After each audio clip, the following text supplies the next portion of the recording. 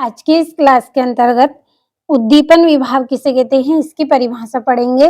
पिछले वीडियो में हमने आलंबन विभाव किसे कहते हैं ये अच्छे से उदाहरण सहित कंप्लीट किया है।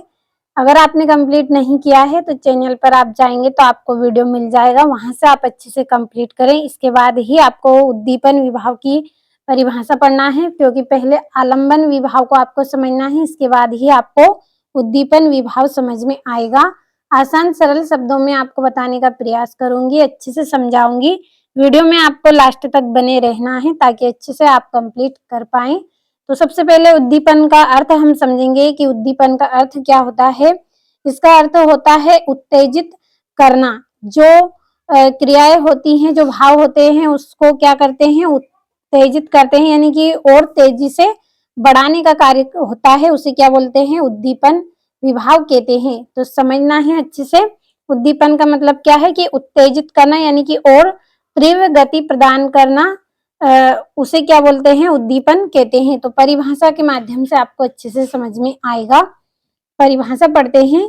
जो आलंबन द्वारा उत्पन्न भावों को उद्दीप्त करते हैं अर्थात तीव्र करते हैं, उन्हें उद्दीपन विभाव कहते हैं।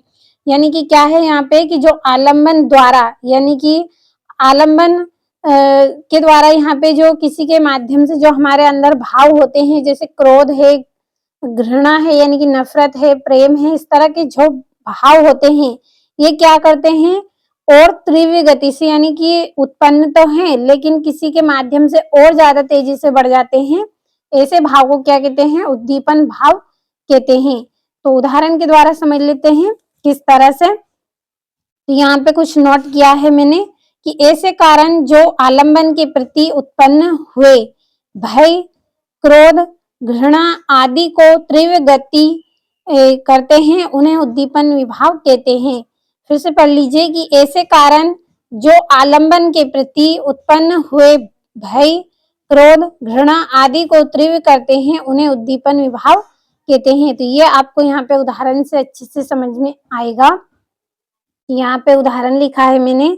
उदाहरण के लिए दुष्यंत शिकार खेलते हुए ऋषि कण्व के आश्रम में पहुंचते हैं। क्या है, कोई एक राजकुमार है जिनका नाम क्या है, दुष्यंत है। ये क्या करते हैं, शिकार खेलते हुए जंगल में जाते हैं। तो वहां पे ये कहाँ पहुंच जाते हैं, ऋषि कण्व के आश्रम में पहुंच जाते हैं। वहां पर वे शकुंतला को देखते हैं, जो ऋषि है उनकी वहां पे जो पत्नी होती है जिनका नाम क्या है, शकुंतला। तो ये क्या करते हैं, ऋषि के आश्रम में पहुंचते हैं और जैसे ही ये वहां पे उनकी पत्नी को देखते हैं, शकुंतला को, तो वहां पे क्या होता है, शकुंतला को देखकर दुष्यंत के मन में आकर्षण या रति भाव उत्पन्न होता है। यानी कि जो दुष्यंत कुमार हैं, इनके मन में जो शकुंतला है, जो ऋषि की जो पत्नी है, उनको ये देखते हैं तो उनके मन में क्या होता है, आकर्षण आ जाता है, आकर्षण का भाव जागृत हो जाता है, प्रेम का भाव जागृत हो जाता है। वो क्या है, उनके प्रति एकदम आकर्षित हो जाते हैं, मोहित हो जाते हैं उनको देखकर। तो उस समय शकुंतला की शारीरिक चेष्टाएं, उस समय क्या होता है, जो शकुंतला है उनकी शारीरिक चेष्टाएं, यानी कि वो देखने में जो सुंदरता है उनके शरीर की, जो उनका रंग रूप है, उनकी जो आंखें है, जिस तरह की जो सुंदरता है उनके शरीर की, उनको देखकर वहां पे क्या होता है, दुष्यंत के मन में रति भाव और अधिक तीव्र हो जाता है। यानी कि उनके मन में उनके प्रति जो भाव उत्पन्न हुआ था, उनको देखकर प्रेम का भाव उत्पन्न हुआ। लेकिन अगर और गौर से अगर उन्होंने देखा तो उनकी आंखों को देखकर, उनके वस्त्रों को देखकर, जिस तरह से वो सुंदर लग रही थी, उस स्थिति को देखकर उनके मन में क्या है, और अधिक तीव्र गति से भाव जागृत हुए। और अधिक तीव्र गति से क्या हुआ, वहां पे भाव जागृत हुआ। तो उससे ही यहाँ पे हमने क्या कहा है, उद्दीपन कहा है। वहां पे जो भाव थे उनके अंदर के, जैसे प्रेम का भाव था, उसको अधिक वहां पे उत्तेजना मिली। उत्तेजना का माध्यम कौन बना, उनकी आंखें बनी, उनकी जो रूप था, उनका रंग सौंदर्य था, वो क्या है, वहां पे उत्तेजित कर रहे थे उनको शकुंतला के प्रति। अगर आपको इस उदाहरण से समझ में नहीं आया है तो एक और उदाहरण के द्वारा हम समझते हैं कि जैसे ही हम मार्केट में जाते हैं, वहां पे उस दुकान में अनेक वस्तुएं सुंदर सुंदर रखी होती हैं, लेकिन कोई ऐसी वस्तु है जो हमें अधिक पसंद आ जाएगी, तो जिस तरह से मान लीजिए ये यहाँ पे एक पेन रखी है, एक और पेन हम ले लेते हैं कि ये यहाँ पे एक पेन और है, तो इस पेन को अगर हम देखेंगे तो ये यहाँ पे इसकी तुलना में कम सुंदर है, तो हम सोचेंगे कि हम इसे नहीं खरीदते हैं। लेकिन ये वाली जो पेन है, यह पेन हमें बहुत अच्छी लगी, केवल अच्छी लगी, यहाँ पे बहुत अच्छा वर्ड गलती से निकल गया, ये पेन हमें अच्छी लगी।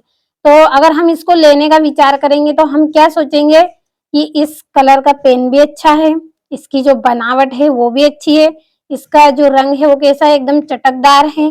तो ये इसका जो रंग है, इसकी जो बनावट है, ये क्या कर रही है, हमारे मन में एक विचार है कि हमें इस पेन को खरीदना चाहिए। तो इस विचार को कौन बढ़ावा देगा, इस पेन की बनावट और इस पेन का रंग, और साथ में क्या है, हमारे पास पैसे भी हैं, तो और हमारा मन में और विचार आएंगे कि मुझे इस पेन को खरीद लेना चाहिए। तो इस तरह से जो यहाँ पे 3 विचार हैं हमारे मन में कि इसकी बनावट भी अच्छी है, इसका रंग भी अच्छा है और साथ में क्या है, हमारे पास पैसे भी हैं। तो ये 3 विचार क्या करेंगे, हमारे मन को और अधिक बढ़ावा देंगे कि हमें इस पेन को खरीद लेना चाहिए। तो अच्छे से समझ में आया होगा आपको उदाहरण। यहाँ पे एक बार फिर से पढ़ लीजिए कि उदाहरण के लिए दुष्यंत शिकार खेलते हुए ऋषि कण्व के आश्रम में पहुंच जाते हैं। वहां वे शकुंतला को देखते हैं। शकुंतला को देखकर दुष्यंत के मन में आकर्षण या रति भाव उत्पन्न होता है। तो उस समय शकुंतला की शारीरिक चेष्टाएं दुष्यंत के मन में रति भाव को और अधिक तीव्र करती हैं।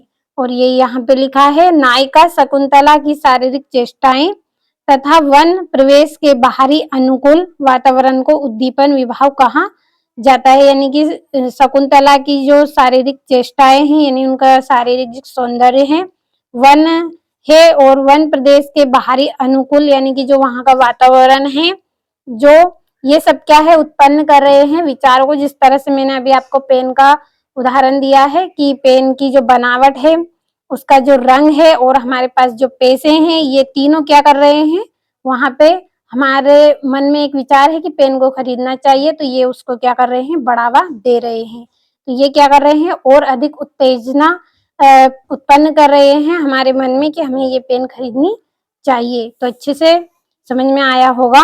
अगर नहीं आया है तो 1-2 बार अच्छे से पढ़ेंगे तो आपको समझ में आ जाएगा।